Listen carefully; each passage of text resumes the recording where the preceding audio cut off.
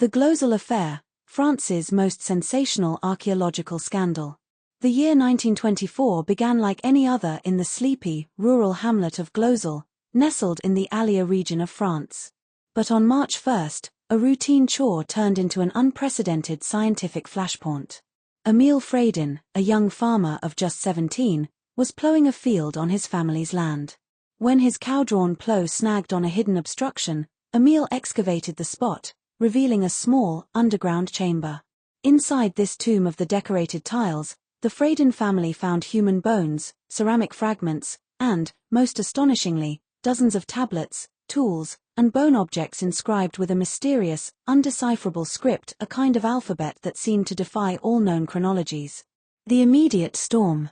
The news spread like wildfire, vaulting Glozel from obscurity to the front pages of international newspapers. The artifacts were initially examined by Dr. Antonin Morlet, a local amateur archaeologist and physician from nearby Vichy. Morlet, enthusiastic and convinced of the find's antiquity, proclaimed them to be Neolithic, perhaps even dating to the Paleolithic era. He declared the site a unique prehistoric station, suggesting the artifacts hinted at a highly advanced, forgotten civilization that predated the Celts and Romans. The discovery was sensational. If true, it would mean a complete revolution in the chronology of prehistory, shaking the foundations of established historical knowledge. The war of the experts. However, the euphoria soon curdled into one of the most vicious academic disputes of the 20th century, the Glozel Affair. The professional archaeological establishment, particularly those in Paris, were deeply skeptical.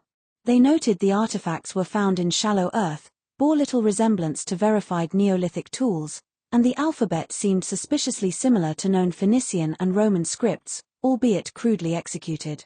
They saw a glaring and obvious hoax. Key figures like the renowned archaeologist and prehistorian Abbé Henri Breuil led the charge, demanding meticulous, scientific scrutiny. The dispute became a public spectacle. The press, hungry for drama, fanned the flames, pitting the amateur, local enthusiast, Morlet and Fradin, against the conservative, metropolitan academics.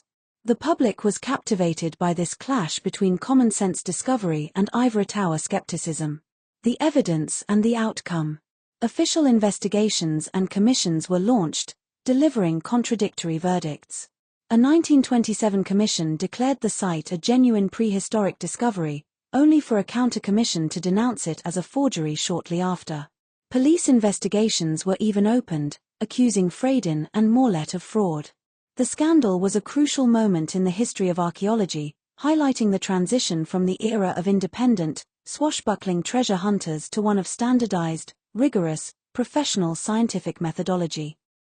Decades of intermittent excavations and scientific testing, including early applications of radiocarbon dating, would follow. While the early dating results were inconclusive or favored authenticity, later, more controlled analysis proved that many of the most controversial objects, particularly the bone tools and tablets with script, were indeed of recent origin, confirming the suspicions of the professional skeptics. Today, while the site is a recognized historical monument, the consensus among mainstream historians is that most of the extraordinary finds from Glozel were a carefully executed modern fabrication, making the Glozel Affair the quintessential story of how a sensational hoax can dominate the front-page news and bitterly divide the scientific world for generations. Thanks for watching. Don't forget to like and subscribe to our channel.